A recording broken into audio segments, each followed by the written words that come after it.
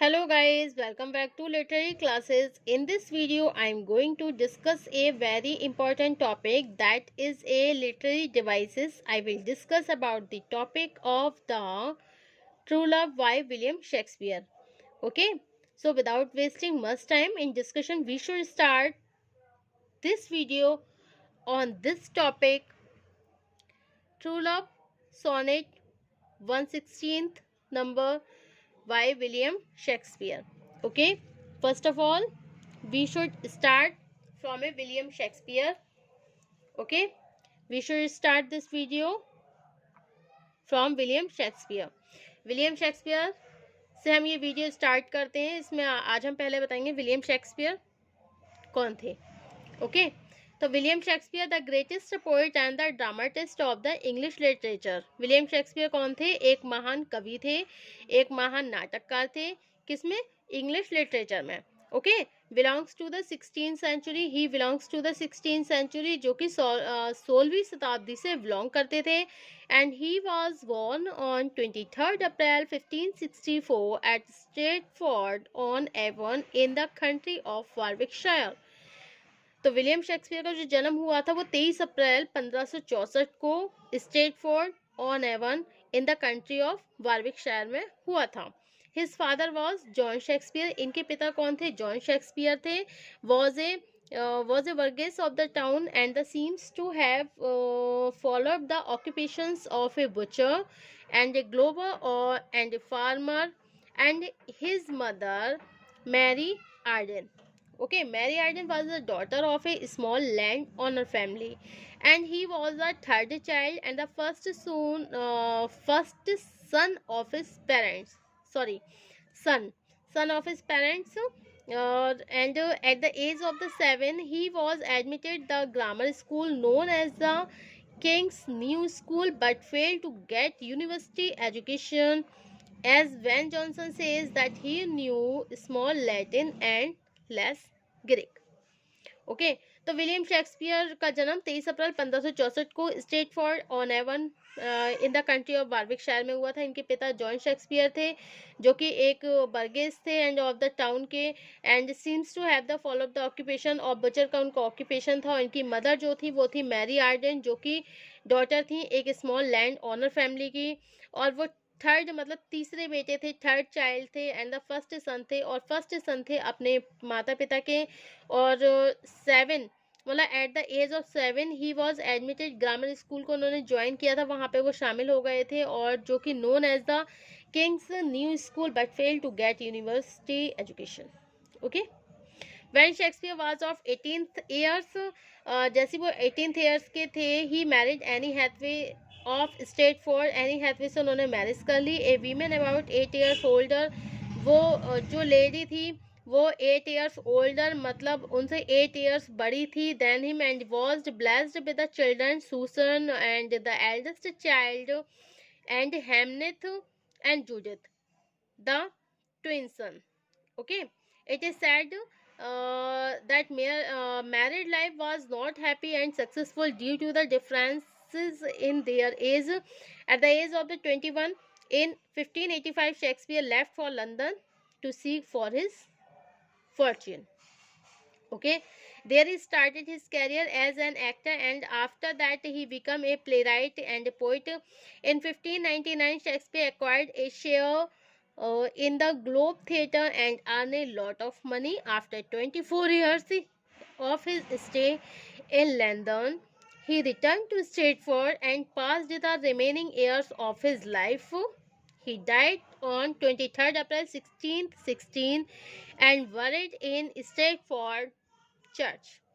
Okay, तो 23 अप्रैल 1616 में उनकी डेथ हो गई थी और स्ट्रेटफोर्ड चर्च में उनको दफना दिया गया था. किन्हें? विलियम शेक्सपियर को. Okay, then Shakespeare as a poet. Shakespeare's literary career is divided into 4 periods. जो शेक्सपियर का जो लिटरेरी कैरियर था वो 4 पीरियड्स में बांटा गया है. During this period he wrote number of comedy. उन्होंने बहुत सारी कॉमेडीज भी लिखी, ट्रेजेडी भी लिखी, और हिस्टोरिकल प्लेस भी लिखे, पोइम्स भी लिखी, सोनेट भी लिखी. This periods are the first period. उनका जो फर्स्ट पीरियड था वो 1588 से 1594 तक था. Okay, the second period 1595 से 1600, and the third period 1601 से 1608 तक चला था, and the fourth period 1609 से 1612 तक. Okay, he wrote 37 plays, and some of his famous plays are Love's Labour Lost, The Merchant of Venice, Romeo and Juliet, As You Like It, Richard III, Henry V, Twelfth Night, Tempest, Antonio and Cleopatra. Four great tragedy, इनकी four great tragedy हैं Hamlet, Othello, King Lear, Macbeth. And two long narrative poems है Venus and Adonis, and the rape of the Lucrece, and the sequence of the 154 sonnet. Okay, so Shakespeare as a sonneter, Shakespeare has much enriched and the modified Elizabethan sonnets by his supreme genius. His sonnets are the treasures, complex work of art, and throwing a flood of light on the mind and the heart of the world's immortal poet. Okay. 1906, a collection of the Shakespeare sonnet was printed by Thomas Thorpe, and he has described Shakespeare's sonnet as a shrine, clear and elegantly plain. He is the greatest and the most original sonneter who has composed excellent sonnets.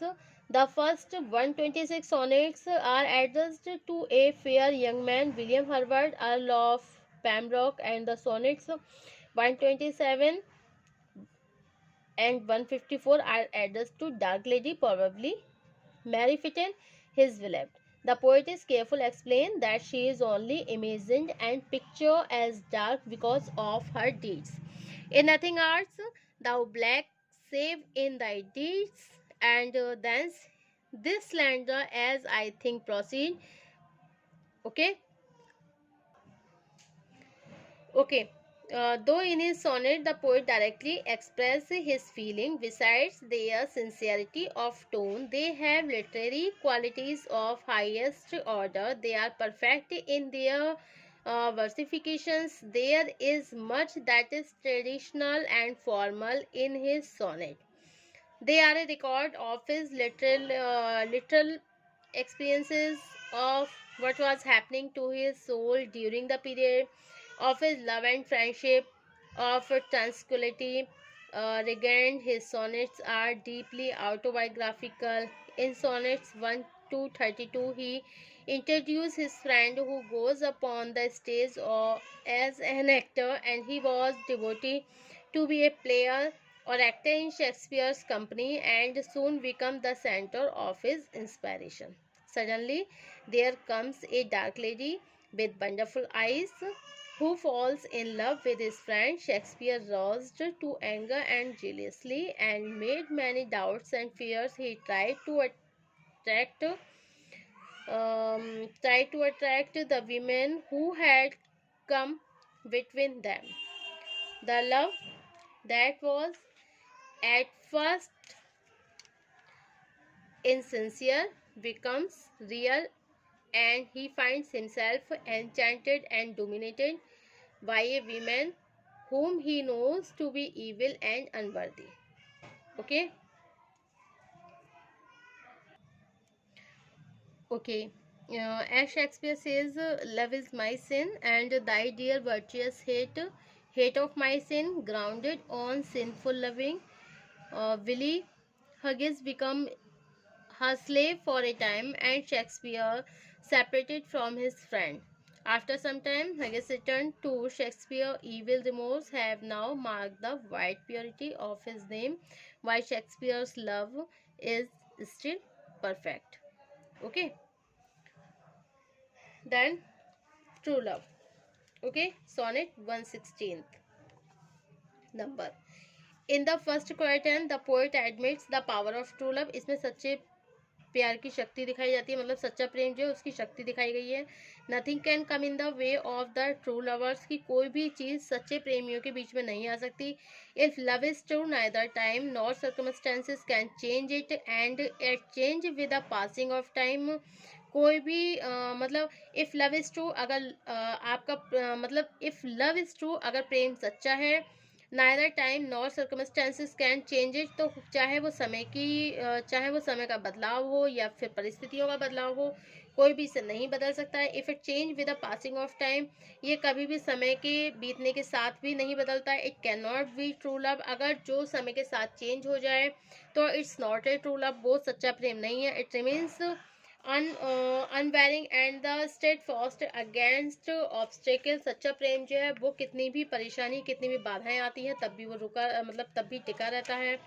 Okay, and it's neither change on it's own, her permit itself to be changed even when encounters change in the loved one, as he says love is not love which alters when it alternation find।